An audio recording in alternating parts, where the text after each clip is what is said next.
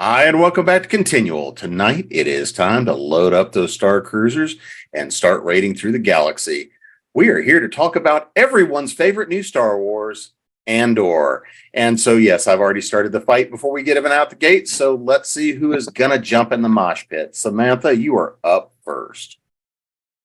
So, hi, I'm Samantha Bryant. I'm best known for writing the menopausal superhero series, and I've liked feisty, confrontational, competent women since my hair was long enough to wear in Princess Leia buns. Mike. Hey, I'm Michael Mammay. I wrote some books. I write science fiction. This is one of them, Planetside. That's my most popular series, and my latest book out is The Weight of Command. Thanks. Bishop. I'm Bishop O'Connell. I am a urban fantasy, historical fantasy author. My latest book is Toucan Witch. I also have a copy here. Very fantasy. And I like written dirt. Wayne. Hi, my name is Wayne Santos. I'm an introvert. I've written these two books over here that you guys can check out, The Chimera Code and the novella The Difficult Loves of Maria Macaling. And I'm just here to listen to all of these other incredibly smart people be incisive about Andor while I studiously take notes and then repeat them to other people later, pretending that they were all my ideas. Which is a good thing you're sitting square in the middle. Exactly. Lola. My name's Lola Lariscy. I finally got my website fixed, LolaLariscy.com. That's not pretty, whatever. I wrote a few articles for Screen Rant about Star Wars, and I would have written more, except for if y'all ever have an hour, I'll tell you what happened. But yeah, no. Anyways, and I write other stuff, and I'm still waiting for the answer to the question, and or what? Hey. Richard, please save Lola.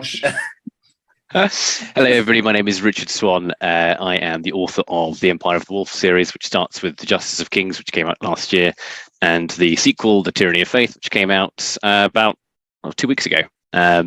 So, yeah, that's me. So I'm going to open up with the question that won't start any controversy at all, but that was, what do you think of Andor? So, Samantha. Well, I loved it. But you know from being on past panels with me that I'm a bit of an odd Star Wars fan and that I've seen all of it, but I'm not deeply in love with it like some people are. I see a lot of flaws in a lot of the stories, and I really liked this one. And I think the key as to why it worked for me is because it stayed focused on the small instead of the epic. I got to be in a place with people instead of in outer space with ideas. And I liked that better for a story. So for me, it was excellent. It might now be my favorite of all the little spin-off series, although I was also quite fond of The Mandalorian. Mike? I thought it was okay. I think it would. Sorry. I think it was I think it was a good show, but it falls into this thing that we're doing with everything now, that everything has to be dark and edgy. And it's a good show, but it's not great Star Wars, right? Where's the fun? Like, there was literally nothing fun in the entire thing. It was all depressing and horrible, which is very realistic, and it was gritty, and it was dirty. I think it could have been 3 episodes shorter. I wanted to shoot myself during the prison episodes that just went on and on and on. And honestly, you could have pulled that whole sequence out of there and made it a 9-episode season, and it would have been tighter and better. The first 6 episodes were great. In those 3-episode arcs that they were doing. And the last episode was, one of the best things that I've seen. It was really, really good.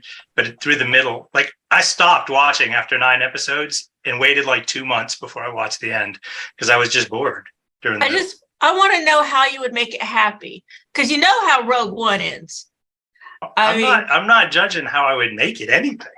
Balloons, balloon animals. What? Yeah, what's the solution, Mike? Come on, let's have it.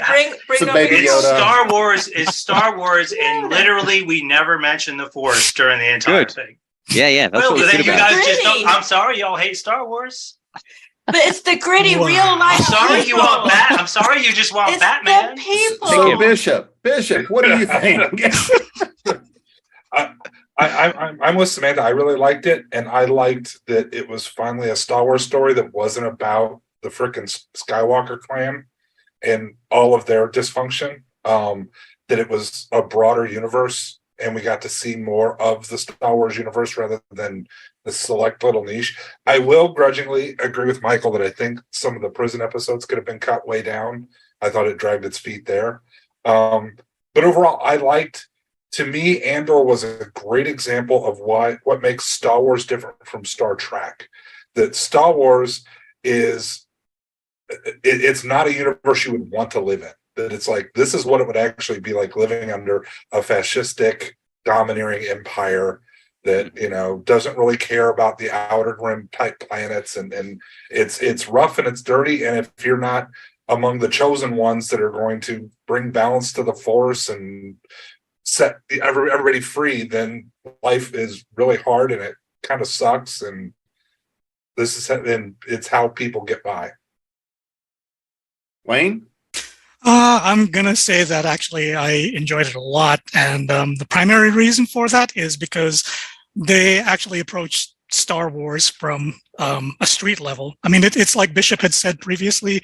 Before they were, covering a lot of really large scale epic stuff, focusing on the Skywalkers, but this actually showed what everyday imperial fascism was like for the people that were actually living on the street. And it gave us an idea of what that fascism was like in ways that they'd only hinted at in shows like Rebels and, it was like the start of Clone Wars and things like that. So for me, I just actually liked seeing that, slice of everyday life that didn't involve Jedis and blasters, but just people trying to get by, trying to survive in an impossible system. Lola? All of that. And also I'll add that it kind of gives you an idea of what it would be like to kind of live in a coming up fascist state. Like you always hear the German people, they were told, oh, the Jews aren't going to be killed. They're just going to be put in their own neighborhood. It's going to be great. Everybody's happy. And you can kind of think, well, how did they believe that? But maybe you watch something like that and you see people who are desperate and they want to believe that the imperial officers aren't going to kill them and they're really just here for order and the trains are going to run on time. And you can kind of see how desperate people can cling to that. Whereas you have the small undercurrent of people who they're really risking their life. They're risking their families, not just themselves, their families. And they're going out on a limb. And they're not going to be remembered for the most part. And they're not, they're not Jedi or anything like that. They're probably going to die in a cave, but they do it anyways, which may be on my epitaph. She died in a cave, but she did it anyways because of the drugs. No, just kidding. Richard, bring us the forecast from the future. I loved it, and I think a big part of the reason why I loved it was just the detail and the depth behind it. And I was. This is probably the most controversial thing I'll say, but I loved the prequels. I was a teenager when they were coming out, so I think I was about 12 or 13 when Attack of the Clones came out, and I loved the prequels. They were a huge influence on me, and I loved going back to Coruscant. I really enjoyed it, and my favorite aspect of Andor was the Mon Mothma Perrin further scenes, and I think Perrin, played by, I looked up his name, Alistair Mackenzie, and he's just this kind of incredible, oh, can we just have fun? Why are you so serious all the time? And I thought it was a brilliant illustration of this hubris of sort of early stage fascism, where everything is sort of going relatively swimmingly. And just those details of, we have to launder the money for the rebellion. And it was kind of the money laundering trail behind it. And the detail of, we have to heist this payroll information because we need the details of these imperial dudes. And it felt like everything, you see, for example, we have to blow up the Death Star. Yeah, great.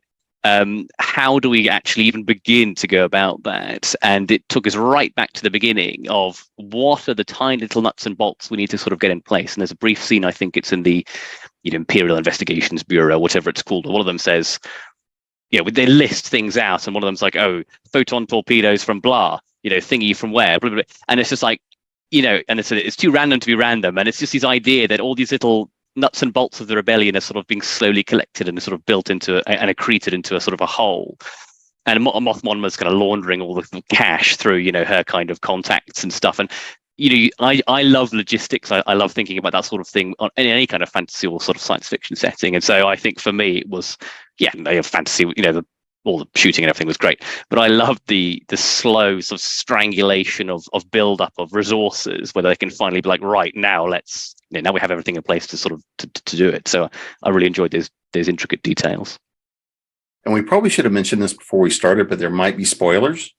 So No. And they do it. They blow up the Death Star, and they do it, and they ultimately succeed. They all live happily ever after. Oh yeah. Cassian Andor, it's like, those kids of his, Well, I mean, Families. if you've seen Rogue One, you know that Andor lives. Exactly, and it's the farm with the Like, that was garage. spoiled when we started. He gets Yeah. into a lead-lined refrigerator, and he just waits for the blast to hit, and, 100%. it just protects him, and then he goes off. And, Right.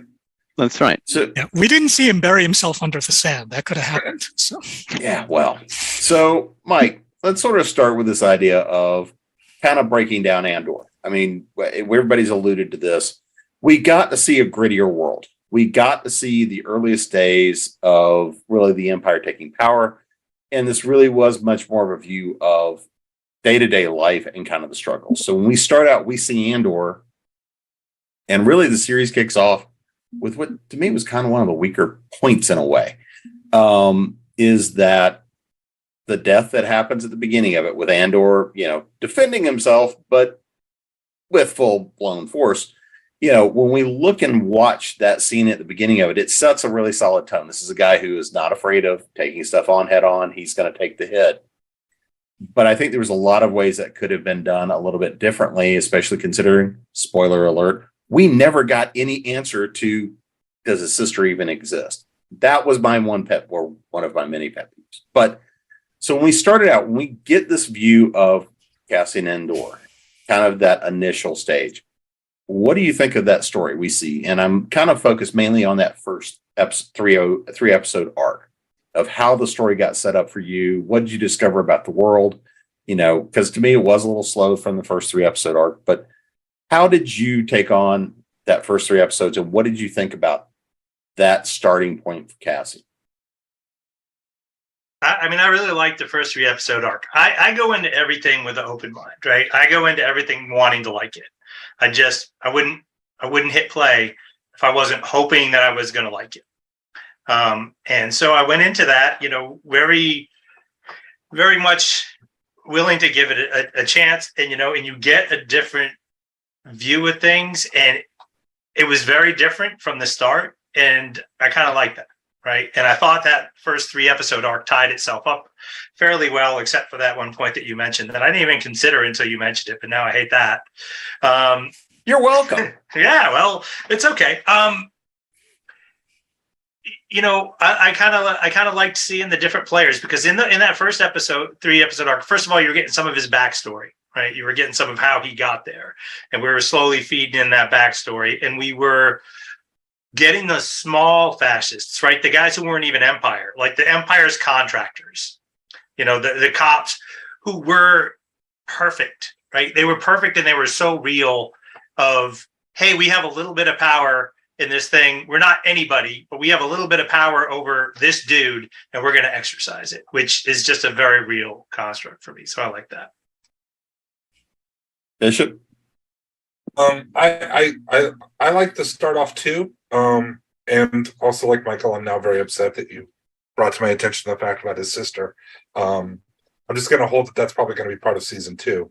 But I thought it did a lot of character building as far as setting up for the audience to show us that, like in a lot of situations like this, nobody's hands are clean. Nobody's really a good guy, a white hat. That even the quote unquote good guys are pretty terrible people because they kind of have to be. When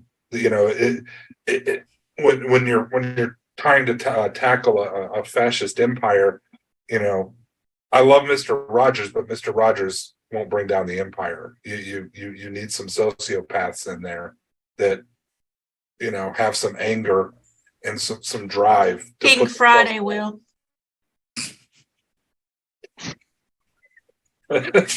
So, but yeah, I thought it was good. I thought it was a good setup that it gave us the fact that Andor, that Cassian's motivation wasn't it wasn't idealism.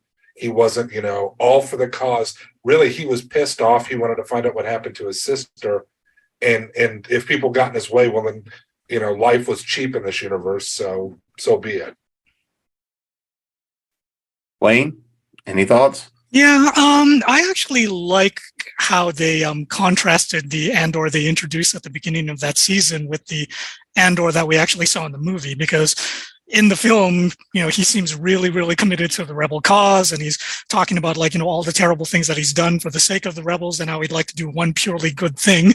But when you get to the start of this season, it's like he doesn't care about the rebellion at all. He's just in it for his sister. So even though we've seen Rogue One and we know how it all goes, I found it really interesting, kind of just setting up this question of here's a guy that doesn't care about anything. So how will we get him to the point where he actually does decide to commit to fighting to the rebellion? Because in the beginning, he just, seems as desperate as everybody else and not caring about a greater intergalactic struggle and only looking out for himself. So I really like the way they set up that question for the people who had seen Rogue One of well, how does he become that Cassian Andor that we see in the movie? So I like that part. Lola? I was confused for a little while. It somehow went over my head that he was adopted. And I was like, doesn't look anything like her. And I was just like, I don't understand. And then she had the British accent, which I understand, children don't always have the accents of their parents. But I was like, there's just so much, doesn't make sense. And then I figured out he was adopted, and oh yeah, he came from war-torn stuff. Okay. And then after that, I was good after I got my head straight. Richard, anything you want to pile on that one?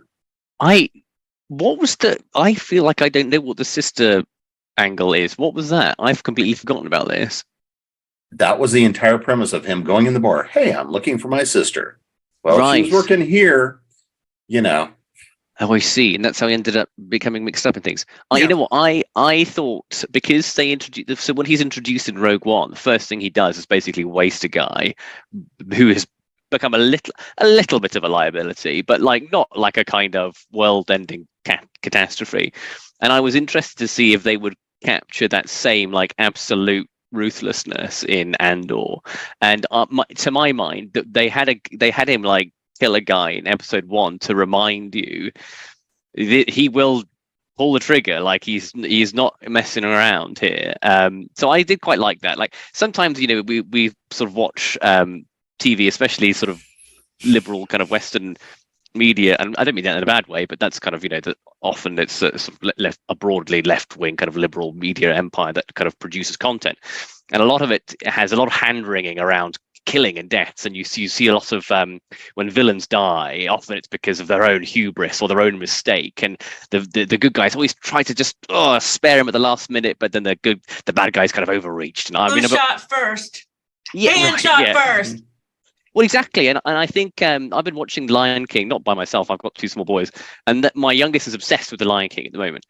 And you watch Scar, and he dies because he tries to kill Simba after he's been spared, and he ends up falling off a cliff and dying. And so I think I quite like the idea in some ways, not in all ways, but in some ways, of the good guys actually just doing something and actually just killing bad guys, and not being like, oh no, it's the wrong thing to do, we must spare everybody's lives where we can, and actually being like, this is a bad guy, if I don't kill him, bad stuff's going to happen, bang. So I quite liked that kind of ruthlessness to it. I'm not saying it's always obviously appropriate, because it's a form of fascism in and of itself in some ways, but I liked that kind of exploration of a more ruthless side of the good guys. They are gonna kill people they need to kill, and they are gonna blow up stuff they need to blow up, and because ultimately it's about consequentialism, it's about the greater good. And so I liked that aspect of it. But just generally, I like stories that start off slow and that build up, because the stakes always feel much more real by the end of the series. I kind of agree with everybody else that the prison sequence felt very much crowbarred into the series as a whole. But broadly, I like the slow setup. I didn't have a problem with the slowness of the beginning, and I know that a lot of people did.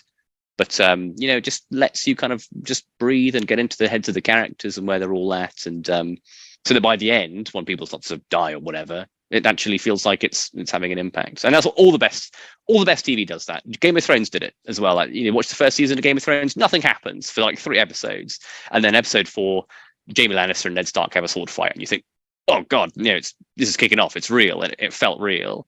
And Andor for me captured that same sort of stress level of it's a slow knife penetrates the shield. I like that slowness. So for me, it really worked.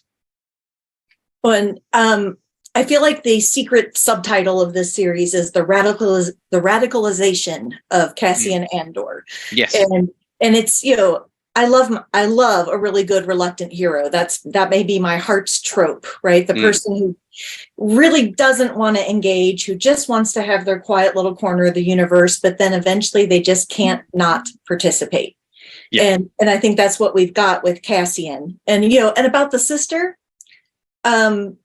it's a refugee story. I mean, like when my great-grand left Germany, we never found out what happened to the rest of our family that didn't get out.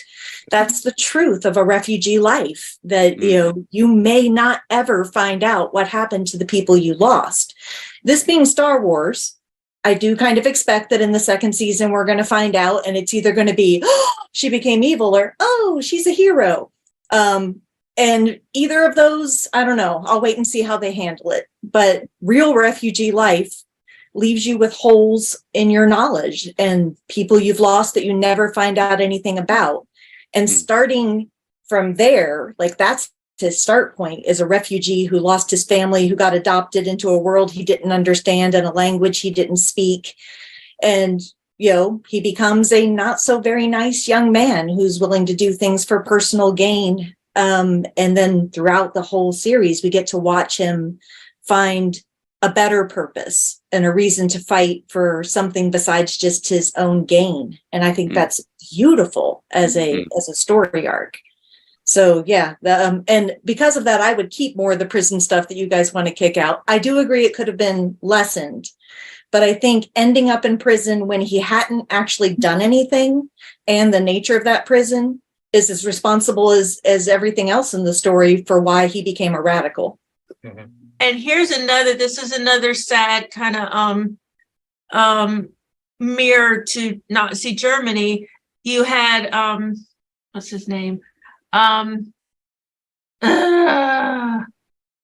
Serkis's character, who was a prisoner, just like Andor, but he had kind of he had gotten the sort of persona of being the hard ass who's going to kill you and the taskmaster. So if you want to broaden that to like Nazi Germany, he's become the Jewish person who is tasked with hurting and killing other Jewish people because he wants to save his own skin.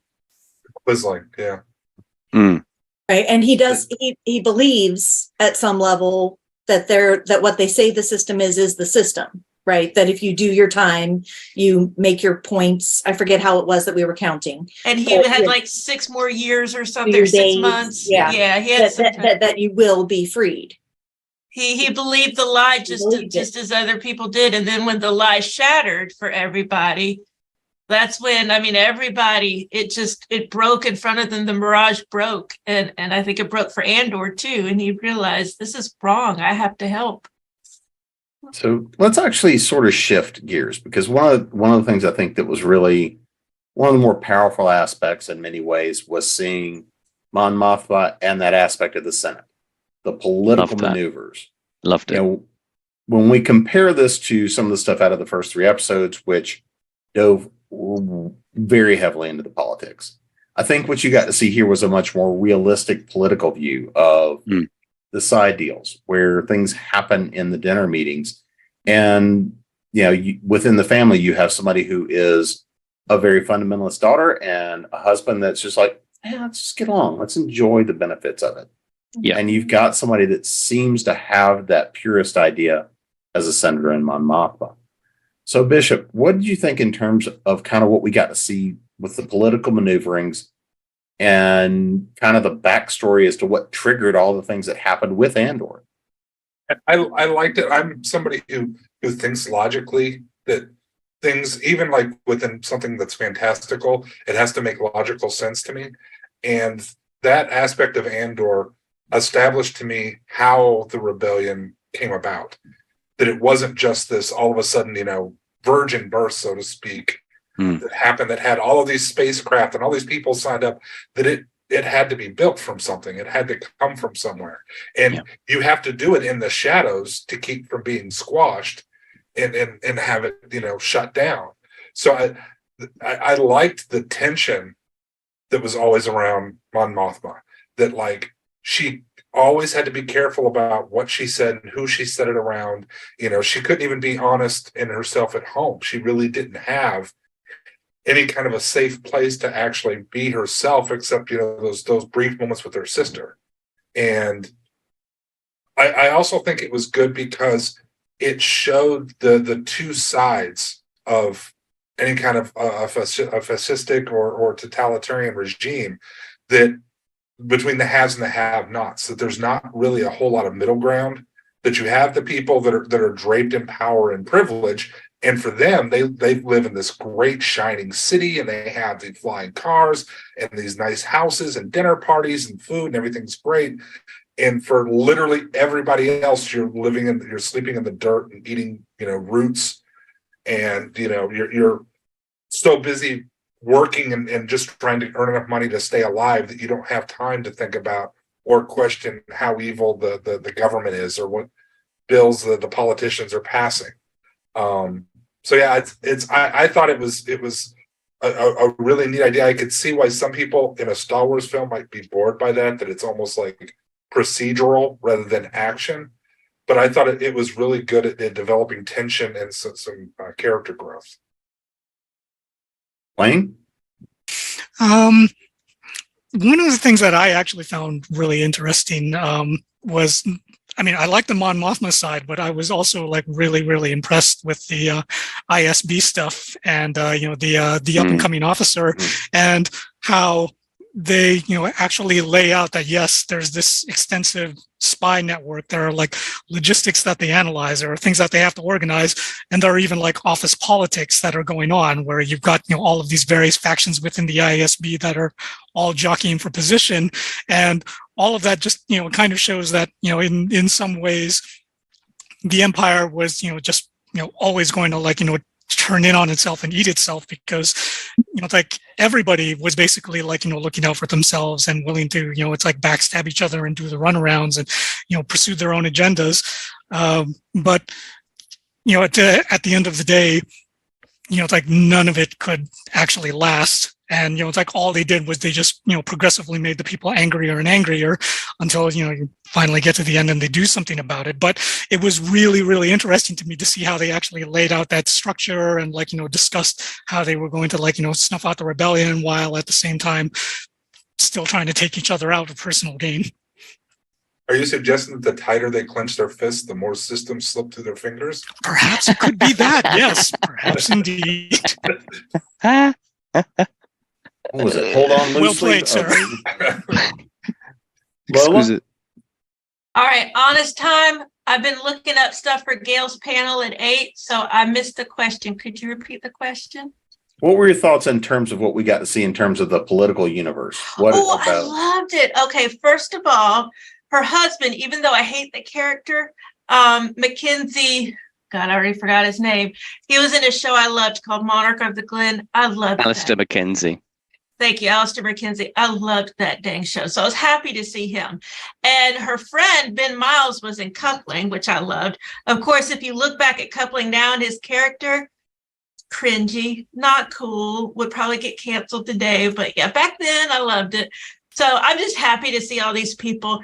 And I love her because she really knows how to play the princess, the lady, and oh, I just want to look at this cloth. It's so lovely. Wouldn't this look nice as drapes? And, off with her head, Marie Antoinette, that kind of character. And then when everyone leaves, she's like, okay, tell me where the Rebel Alliance is. What are they doing? And I mean, that kind of duality, I could not do that. I don't lie very well. I get confused. I can't lie because I get confused too easily. So I could not do that. I would be dead. But the way she does it, she's so adept at it. It's just really fascinating to watch. And of course, knowing that, spoiler, she survives and she becomes a really big factor in the Rebel Alliance. It's really neat to see how she starts out. Richard? I think for me, whenever I sort of look and interrogate a piece of, fantastical fiction, one thing I don't like at all is a monolith. And I think, certainly in the original trilogy, the Empire was a monolith. They were just the bad guys. And what I really loved about the Mon Mothma sequences were I could have watched 10 episodes of just that. Honestly, they were the whole bit on Coruscant and the relationship with her daughter, which was difficult because obviously her daughter was becoming progressively radicalized in herself. Perrin, who was a fantastically oily kind of character who only wanted the kind of delights of Empire. I don't care about any of this, let's just have fun. I thought he was a brilliantly acted character. In fact, I thought the acting it was all superb, but especially the Coruscant scenes, all the actors were just doing a fantastic job. But I abhor a monolith, and I think what it did, and the prequels kind of did this a little bit, especially in Revenge of the Sith. They sort of showed the transition of the Senate into a kind of autocratic kind of just body of yes men. But what I loved was the factionalism involved. So even on Chandrila, they had factions, and she had to kind of make her bed with kind of unsavory elements from Chandrila. So even outside of the Senate or outside of Coruscant, we have kind of factionalism happening. So she's not just double dealing the Empire and the rebellion; she's also having to double deal with her contemporaries and her kind of countrymen from Chandrila. So I love that. And then, of course, she's in the Senate. She's going to argue the Senate has become a largely sort of purposeless body now that just kind of debates things and tries to keep the Emperor happy. And so she's a minority in the Senate. So I loved watching the kind of interplay between the different elements that kind of broke down the monolith. And as Wayne was just alluding to as well with the ISB, the factionalism within the ISB as well. And so I think what I really enjoyed about Andor was that it deconstructed basically every aspect of Star Wars. So it wasn't just the Empire anymore, it was the ISB, the factions within ISB. It was Chandrilan politicians maneuvering against one another, but also within the Senate and also within the wider kind of cogs of the imperial machine. And in the ISB, she says, "Oh well, the Emperor says blah blah blah, so we've got to kind of do this, but we can't actually do this because it's a terrible idea. But we've got to at least appear to be doing it to keep the Emperor happy." And so again, if we're going to use sort of Hitler as an analogy, sort of the Hitler analogy, by the end of the Second World War, the generals were just telling him basically what he wanted to hear, even though these entire divisions had been removed from the map. And so I loved the deconstruction of all the different elements, all the different moving parts, and it just felt so much more real. And there was a wonderful kind of verisimilitude about the whole thing, precisely because they really delved into the detail. So the political aspect of it was my favorite aspect by far. If you've ever read Richard's books, this is not at all surprising. Yeah, exactly. Yeah, this is true. Yeah. Samantha? So generally speaking, I'm not that into the political part of a lot of stories. If a lot of stories, if it's all court intrigue, it's sounding like, Richard, maybe your books aren't for me. I don't know. Maybe not. Maybe not. It's okay. Not everybody's books are for everyone. But I'd give good credit to this series that I was really drawn in by a part of a story that I'm often not that drawn in by. And I think Lola hit on a big part of it with that duality that, Mon Mothma's got to be, she is kind of speaking out against the Empire in her public role, right? She's kind of fighting for the downtrodden, but she's trying to keep it on this like surfacey, do-gooder, you should tolerate me because it makes you look tolerant kind of way, while she's secretly doing all this deeper stuff that might actually undermine the Empire. And that's she did a gorgeous job with that line, and that way that many women have had to use being underestimated as a way to win. Let them underestimate me. Please underestimate me, and then you'll never see me coming. And so that the tension was wonderful, and I give a lot of credit to the actress for that, and for the writers too, that they even when we were in the big ideas part, which, like I've said, is not my favorite part, it stayed tied to people I cared about and gave them some small tensions too, like what's happening to my daughter. I failed as a mother while I was doing all this other stuff. No woman's ever felt that before. Oh my goodness. Yeah, it was really, really good. And I was so pleased because, like I said, the political stuff is often not my jam in a story, but it really drew me in. Mike? Yeah, this was my favorite part too. I'm not going to echo what everybody else said, but I would echo what everyone else said. I really enjoyed this part. That I'll talk about something that didn't come up was the absolute ruthlessness of the people in charge and trying to build the Rebel Alliance, right? They were just ruthless. There was no, hey, everybody needs to live and we want the poor people to be fine. It was, hey, the Empire is just going to go murder all these people in this town. Oh, good. That'll help us recruit. Yes.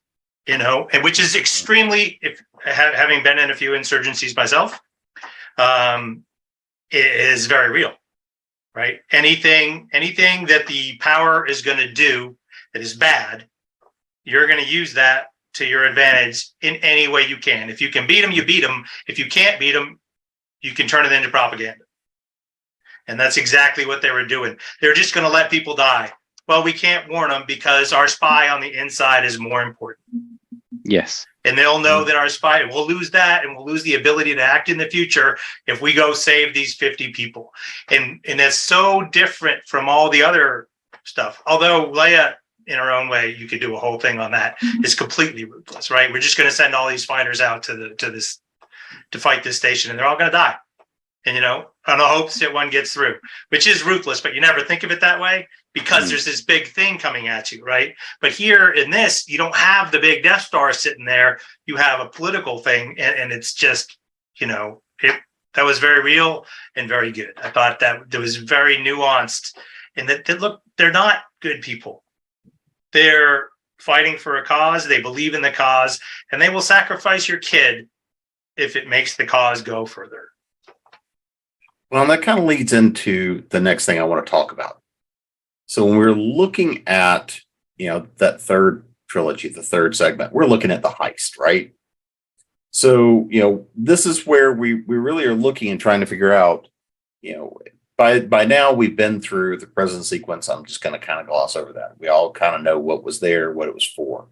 But I think setting up the idea of the heist, heist is always fun, but it also tells you, we had a good blend of characters, in my view, leading up to the heist, of everything from innocent and true believers up to I'm just here to make mine. So, Wayne, kind of what was your thought on the whole heist arc? We see people inside, outside, kind of the whole gamut. Yeah, I mean, it was a very well done heist, but I have to admit that, it's like very early on, my heart actually kind of just went to Nemec, the idealist who wrote the manifesto, because he was, just so earnest about everything. And then afterwards, when we, get to the actual heist itself, you had, as you pointed out, you had a really, really good interplay of different characters with different motivations and the way they were assigned to, do all of those different things. The fact that they actually had an Imperial collaborator that was helping them out with getting them onto the inside, and they were doing, they were staging all of this in the middle of what amounted to a large local indigenous population, sacred holiday, and they were, kind of taking advantage of that. That whole sequence just kind of, blew my mind in all kinds of ways. But, for me, what really sold it was something that Richard was talking about earlier, which is the logistics. They were doing this because they needed to actually bankroll, all of the ships and the weapons and the uniforms and all of those things that the rebels are eventually going to need. And the only way that you're going to do that is if you've got funds. And since there's that huge payroll of cash that's sitting there, they were actually just going to get it. And it's one of those things where it's wow, you actually brought, economics into Star Wars, and you actually have these guys pulling off a really amazing heist, but for very grounded reasons that actually tie into this is actually what you're going to have to do if you want to equip these people to fight against this gigantic monolithic machine with TIE fighters and at-bats and working on a Death Star somewhere. So I thought all of that was great. Lola? I would say that was the most Star Warsy part of it. Because like with the movies, you've got action and people are hiding and, people are doing something that they're not supposed to do, but it's for a good cause. And so, of course, you're on their side and, they're hiding from the Imperial officers and everything. And so it really had a lot in common with the other shows like Mandalorian and, of course, the movies. So if you really want the Star Warsy action stuff, then just skip the whole front part and just watch that. Richard? Yeah, I thought it was great. The thing I would say about it, which I really liked, and this is probably a slightly unexpected angle, but it was just so nice to have a physical location that they actually filmed Star Wars on as well. Like they had, I'd say it was like a disused dam or something, like an old kind of actual physical structure with like moss and lichen on it and the actual kind of hill. It was just so refreshing to have a bit of Star Wars media filmed on location for once, because so much of the Star Wars stuff now is done on, they have this big screen, like literally a big HD screen, don't they? And they just kind of churn everything. And so, it's sort of, maybe it's a bit of a strange thing to say, but I just really liked that they had a physical piece of media to interact with and actually play out the sequence on it. It just made the whole thing so much better and more realistic in my mind. But yeah, I mean, it was great. As a 3-episode arc, it was really very tense and very well acted and all the rest of it. But that's the thing I would say about it. I just loved having a bit of actual physical space for them characters to actually do something with. Samantha? So I saw Nemec's death like 400 miles away. The boy walks on the screen, all dewy skinned, bright eyed, and idealistic, and I'm like, oh, he's toast. Still hurt me. Oh. It still hurt me. Oh, I'm not saying it hurt. It wasn't even like an amazing death either. He just got crushed by something. That was, That makes it better, though. That's how Literally it was better. I thought it was better that they didn't give him like an artificially heroic moment. He didn't save anybody. He died in a stupid accident after he had kind of survived the thing, He was killed by capitalism. He was literally killed by capitalism. It was a very blunt metaphor, I thought. Anyway, yes, it was.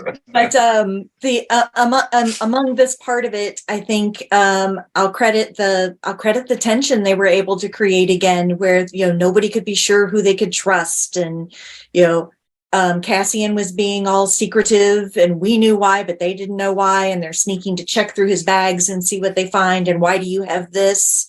And he feels the same way about all of them. Some of them feel that way a little bit about each other, and they're all trying to work together on this common cause, but they're not really a team because they don't really trust each other. And that feels very realistic to me, that if you're in a rebellion, it's not like you haven't all known each other since you were 6 years old and you have all this experience together. You were just thrown together, and you hope that people are there with the same heart that you are and not there just to get you killed. So they did a great job with the tensions of the trust. And poor Nemec, maybe if he'd had some pimples. I actually found Nemec a little bit annoying, so I was glad when he was killed.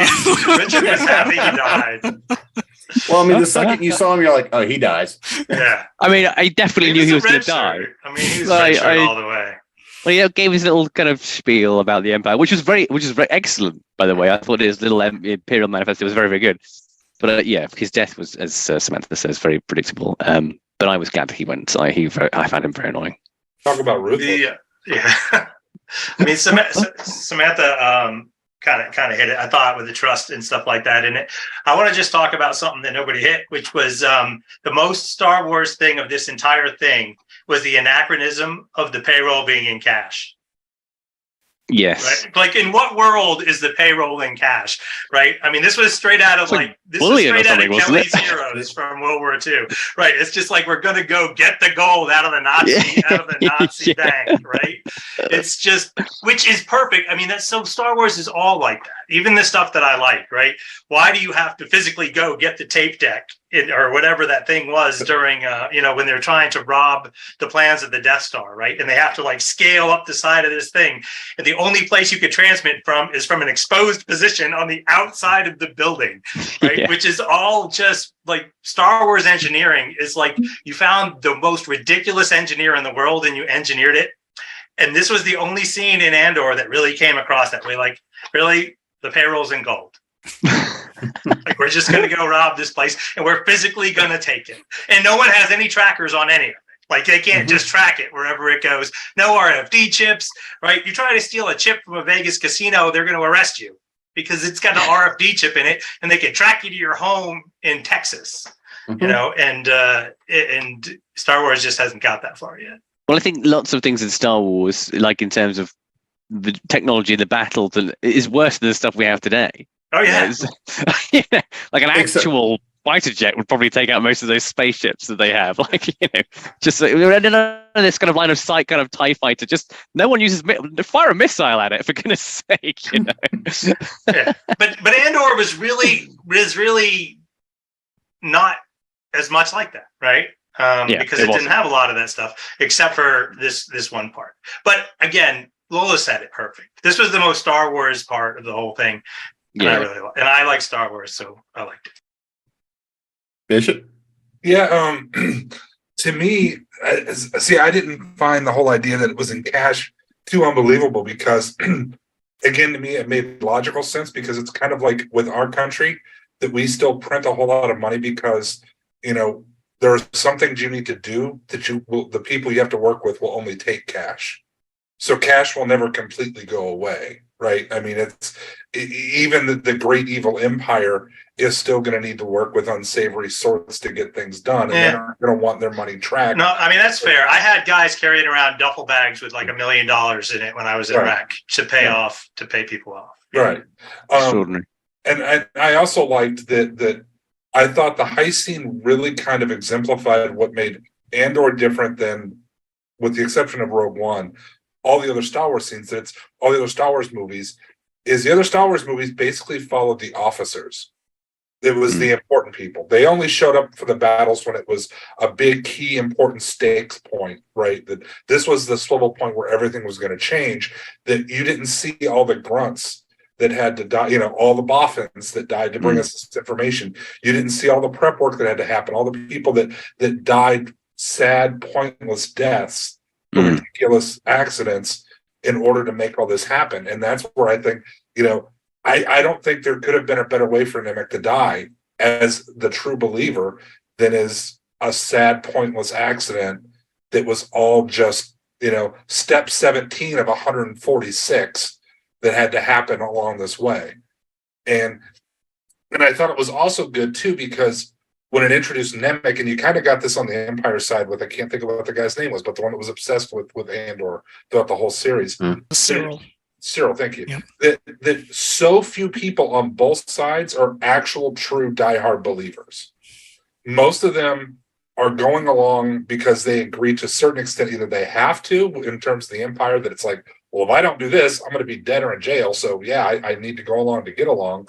And on the rebellion side, it's like, well, if I don't do this, they're just going to squash me. So you know what? I can give them the finger on the way down, And you didn't have, Nemec was really the only idealistic one that it's like, hey, we're not just going to win this. We're going to do it. We're going to set up this great new society. And this is all the things we want to fix and all the stuff we want to do. And everybody else is like, yeah, we just need to blow up this ship right now so that we can survive and get to the next day and eat some more cold beans. So now, after all of this, we've really got one big player left. And this is the one who was the glue for it all, Luthen. We get to watch him. He's the only thread that runs throughout the entire series. He's the only connection to everything. He is that hub. So, Richard, I can think of no one better to pick up and give your thoughts on our, scoundrel, hero, I thought, you know, and I think the sort of the speech he gives in the final episode is going to go down as one of the great speeches of, you know, Star Wars lore and probably, you know, just media more generally, because it's a brilliant speech. You know, as I've made my mind a sunless space. What a great line. And I just think it captured so nicely the kind of, as Mike was saying earlier, these are not good people. These are, maybe they once were good people, but there they are. They realize the ruthlessness with which you need to sort of prosecute an effective. You know, you have to use. I've been forced to use the tools of my enemy. You know, which was another brilliant. And the whole thing is fantastic. I mean, it's a fantastic, you know, soliloquy, and I really enjoyed it. And I think it just summed up both his character and the series really as a whole. You know, he was just. It's interesting to me to note that the guys who wrote Andor wrote Michael Clayton, which is an excellent movie. If you haven't seen or heard of it, so basically, what's his name? Wow, the famous actor famous actor plays a lawyer fixer for a law firm. George Clooney, thank you. He plays a fixer for a law firm. He gets his hands dirty. He's kind of works. He's a grey man, works in the shadows. You know, there's this big kind of agri corp class action, and Tilda Swinton's in it. It's a brilliant movie. But you can see the fingerprints of Michael Clayton all over Luthen Rail. I think, you know, the characters are very similar. Luthen Rail is a fixer. He's a ruthless guy, and he brings all these elements together in a way. And he's an orchestrator ultimately. And his little kind of curio shop is a lovely metaphor for that as well, I thought, in Coruscant. But you know, he's a fantastic character, and he will obviously be defined by his soliloquy at the end of the series. And he's got a fantastic spaceship which can do things that no one else's spaceship has ever been able to do in the Star Wars. It was an amazing ship. It was. Expanded universe, yeah. I was so impressed. You know, remarkable. You know, so, lightsabers out the side. Yeah. Where was he in the Death Star battle? I mean, seriously, he could have taken that thing to pieces. So, you know, that's classic Star Wars. It's just full of, you know, non sequitur. I think that, you know, none of it's consistent at all, which I guess is part of the Star Wars charm. Everything just ignores everything else. But Luthen Rail was a fantastic character, and I think Stellan Skarsgård really had the kind of the chops to kind of bring that character and do it justice. So yeah, he was brilliant. Samantha? Yeah, I definitely agree that he was wonderful. He's got this just cold genius, you know, that, you know, even the main scheme, right? We're going to go steal money because we need money. But he doesn't, I think, actually care all that much if they get the money, because what he needs is the spectacle of the theft and the attention that gets, and making the Empire mad enough that they're going to tighten their fist too far and piss everybody off and radicalize all the young Cassians across the universe so that the Rebel Alliance can win. His whole greater good is more important, you know, the ends justify the means, that kind of take on things. He does very, very well. And I think one of the things that makes it especially good is that he's totally aware that what he's doing is morally reprehensible. But he also believes in the big picture enough that, you know, he's going to do the morally reprehensible thing because he thinks it's the means that will get us to that very important end. Yeah, it was really good. And now I'm definitely going to go watch Michael Clayton because I would like to see more of that. It's a great movie. Yeah, I haven't seen it. Generally, I'm not a George Clooney fan, but I'll give it a chance for this. No, you should. It's a really good film. Mm-hmm. I mean, okay, I love the guy. I already kind of talked about the kinds of things that he was doing that I loved. So I'm going to talk about the one thing that I didn't buy. Right. The one thing I didn't buy is at the end of the show, he lets Andor live. I feel to be consistent to his character, he's got to put a bullet in his head, and that's the end. Maybe that was a softening of his character. Maybe that was deliberate. Well, maybe, but he can't be soft, right? He can't. No. I mean, he literally starts that last episode on a hunt to kill the dude. That's true. Right? I mean, because the guy has too much information and he's too dangerous. If they get a hold of this guy and they're on his trail, right? There is just too much heat on this guy. And the smartest thing for us to do for the rebellion is to kill him. And he believes that. And I don't see anything that happens. I don't see anything that happens between the beginning of that episode and the end that changes that. It's not out of left field, though, because, you know, he did bring Cassian in the first place and try to recruit him because he saw something in him. I hear you. There's A that. useful idiot. I hear, yeah, I hear you. But now you're saying that one person. Then now we're getting to the Star Wars exceptionalism that this show is not about, right? Is that one person doesn't matter, right? And if you're him, you've sacrificed 50 people in one scene, right? Where you didn't warn them that you were going to die if they went and they did this thing. And so now, to me, that last scene almost didn't ring completely true. Now you knew it was going to go that way, right? When they got face to face, he does have to live through this. well, we know that he comes back, right? But you knew they were going to come face to face at the end. Like halfway through, you knew that at some point they were going to come face to face and they were going to have their moment, and it happened.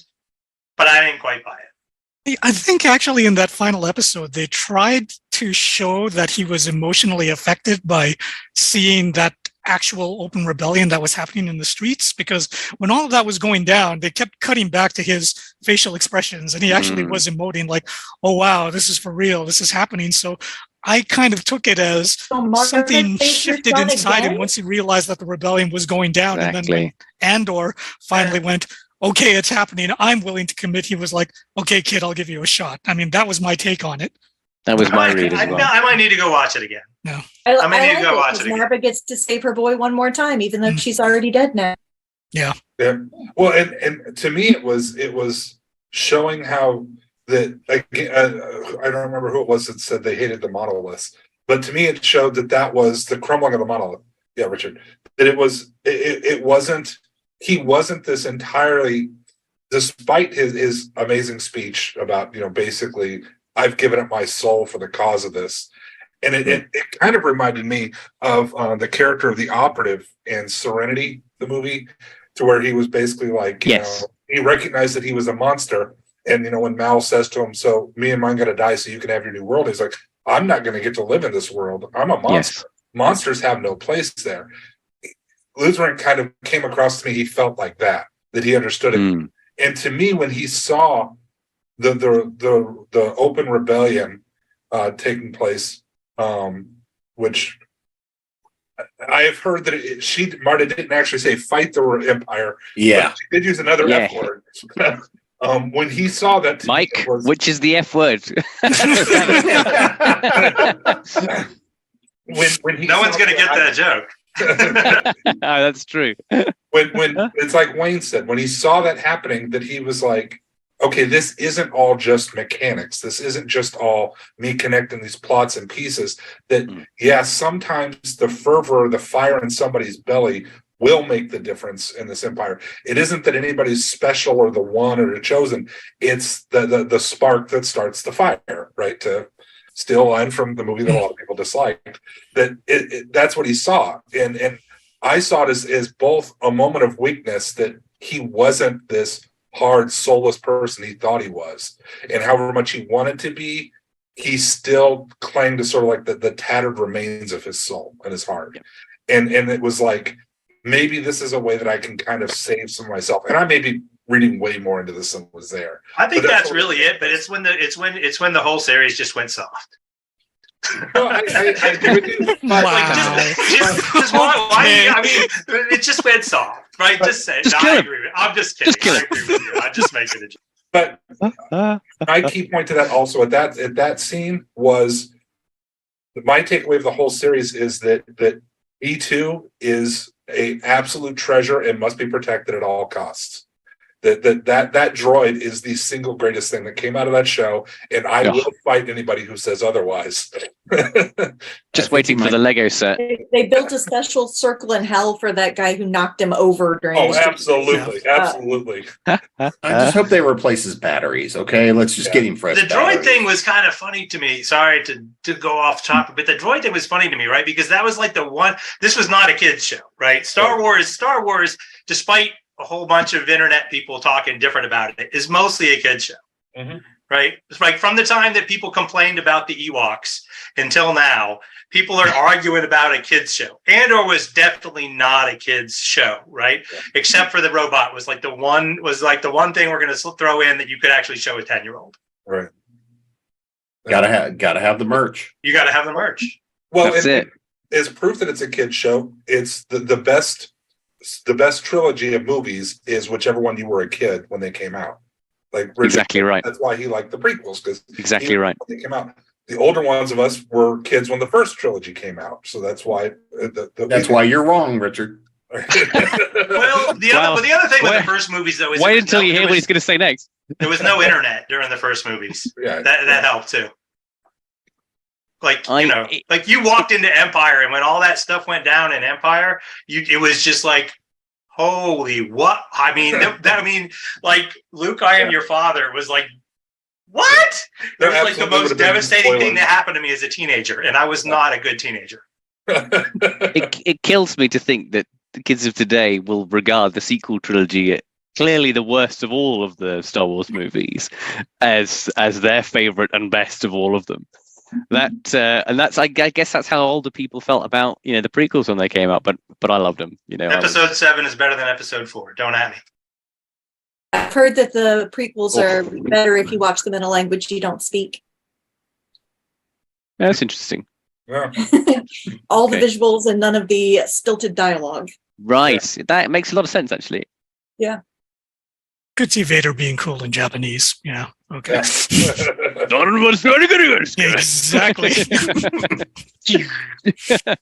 Exactly that. So none of you mentioned one of the things that's floating around about Luthen, and I'm just going to take a vote. Jedi, Gray Jedi, Sith? Yes, no? I don't think so. I don't think so at all. I don't think he's connected to the Force at all. I hadn't thought about it in anything like those terms. So I'll say no as well. That hadn't crossed my mind even slightly. I'm going to hope that he's not Force sensitive and that he's just a committed dude. Yeah, I just like that the idea is there, though. That's great. Like, I mean, I don't think so, but now that you bring it up, that's just another thing I can use to troll people. If he pulls out a lightsaber at the end of season 2, I'm going to. That would be the best thing that ever happened. My fist is going to go straight to the monitor. Is there a season 2? I don't even feel like there is a season 2. There is. Season 2, yeah. Really, I am not excited. Okay. Mike, get off the panel. Who let this guy on? I'm sorry. No, I mean it ended Andor love panel. No, but it ended at the right spot. It's like it ended at the right spot for me, right? And I don't mean this that I don't want more Andor. Give me another 3-episode arc like the heist. Do 4 3-episode arcs for me of Andor, and I'll love it. I'll watch it, and it'll be great. But it felt to me like it ended at the right spot because we already know there's something that comes after, right? Whatever he's doing has to end when we get to the movie. I felt like there were enough moving parts in the subplots to inject enough tension into the narrative to make it worth. Yeah, I need to find out what happens with Dedra in the ISB, and I need to find out what happens with Mon Mothma and her family and her daughter. Exactly, her family's messed up. So and B2, yeah. We need to find out what happens to B2. Yes, and we do. Sure. We absolutely do. Yes. Completely. You can do it. You could do Monster of the Week with him, right? You could do 4 3-episode arcs where. Hey, he's got a mission, and this is the mission. And you can almost have a new cast for each arc. Where he's going to go in. Where he's going to go in and he's going to do these. He's going to go in and basically be the special forces guy who's training the forces to go do this thing, and then watching them all die around him. And let's be practical here. There's no way Disney isn't going to milk that for every last drop they can get. Yeah, I should never even have asked. They won't keep Tony Gilroy. Season that I'd definitely be willing to give the second season, even though I agree that the first season ended in a good spot. Mm-hmm. There are a lot of story possibilities still open, and the writers have proven themselves talented. So I'd give it a shot. I would be skeptical of a third season. I don't know. I don't think we're actually getting one. Yeah, I think they've actually confirmed it's only a 2-season series. Yeah, that's it. Yeah. Yeah, speaking of skeptical of the third season, The Mandalorian starts tomorrow. I forgot about that. Oh my god. Okay. Thank you for reminding me. Well, technically, isn't that really like season 3.5? Because really, Boba Fett was season 2.5. Oh, here we go. I did not watch it. Didn't watch it. Can I be killed off my remaining enthusiasm for anything expanded Star Wars? Andor is the only thing I'll watch now. Then the rest of it was just hot garbage. Well, I think that's the place we're going to end this one on. I'm going to tweet that out. When I tweet out this video, I'm going to say, Wow. Richard Swan says Star Wars is hot garbage. So Star Wars, ellipsis, Yeah. is hot garbage. Yeah, Yeah. exactly. I'm going to hashtag that, put it in the fan groups. Yeah. Good luck with your book sale. Well, maybe Excellent. they'll hate buy your books, you know. Yeah. There you go. Maybe. That's right. I've had Well- reviews saying there's the prequel influences in there somewhere, and I tend to agree. Anyway, sorry, this is a separate. This is a separate thing. Let's wrap up. So before we get Richard in any more trouble tonight, let's make sure they know where to find you guys, your books, your work, website, social media, and latest stuff. So Samantha. So, hello again. I'm Samantha Bryant. I'm best known for the Menopausal Superhero series. You can find my author stuff at samanthabryant.com. Look for me on social media as Samantha B. Writer, just the letter B in the middle. If you like pictures of mushrooms and small dogs, then you'll like my stuff. Mike. My books are easy to find. If you Google my name, you'll find me and you'll find all my books. But I'd like to talk real quick about a couple of small cons that I'm doing in the Southeast. So you can come see me in person. I'm doing Saga Writing Conference here with Jim in just a couple of, I guess, 10 days, something like that. Yeah, And something up like in, that. I think this may Winston-Salem. drop after that. I think this may drop after we actually do it, but Okay, then I'll talk Atomicon, where I am Yeah. doing a writers conference at Atomicon in Charlotte, where you can come and study genre writing with me and get feedback on your writing from me and some good writers too. But we're doing we're going to do a real Atomicon good is thing. Charleston. Yes, Charleston. Not Charlotte. Oh, did I say Charlotte? Yeah. Oh, I'm That's sorry, South Carolina. Charleston, South Carolina. Yeah, so Google Atomicon, ATOMACON. ACON. And look for the writers conference and then come join us there because we'd really love to see you. Bishop. Bishop O'Connell. If you Google me, you're going to get a whole bunch of high schools first. But I do tend to be on the first page. You can find me in my blog. My website is aquietpint.com because the high schools beat me to bishopoconnell.com. And author of Two Gun Witch and the American Fairy Tale series. And I will be at RavenCon in Richmond, Virginia, which is the end of April or beginning of April. It's an End of April. Google it, you'll find End it. of April. They hold it for my birthday every year. Oh, okay. Oh, that's nice. End of April. And I will also be going to Con Carolinas, which is in June, I believe. So Wayne. Okay, you can find me at my website, which is just waynesantos.com. You can also find me on social media, specifically Twitter, if Twitter is still working, at Wayne P. Santos. And my books, I've currently got the two, which I held up before. I'll hold them up again, The Chimera Code and The Difficult Loves of Maria Makiling. They're both under Rebellion. So if you guys want to check that out, then I hope you enjoy them. and he's an introvert, so don't find him anywhere else. And I'm an Yeah. introvert, yeah. So yeah, just like find me online on Discord or my PlayStation account or something like that. Just not interacting with actual human beings in real physical space. No, God forbid. So no Richard. conventions for you then. No. No conventions for me either. My name is Richard Swan. I'm the author of the Empire of the Wolf trilogy, which is a fantasy trilogy. You can find my website, which is stonetemplelibrary.com, or I'm on Twitter as Richard_S_Swan, and Swan has one N. That's it. That's me. And I've had the pleasure of being your host tonight, Jim Nettles. And you can find me at jamespnettles.com, authoressentials.net, authoressentialsworkshops.com, the speculative fiction academy.com, creatingprose.com, and probably a whole bunch of other places too. Oh, Sounds yeah. like you need to get off the internet once in a while. Then. Yeah, right. And of course, your ConTinual. And we will see you guys next time. Hit that warp drive. Get us out of here.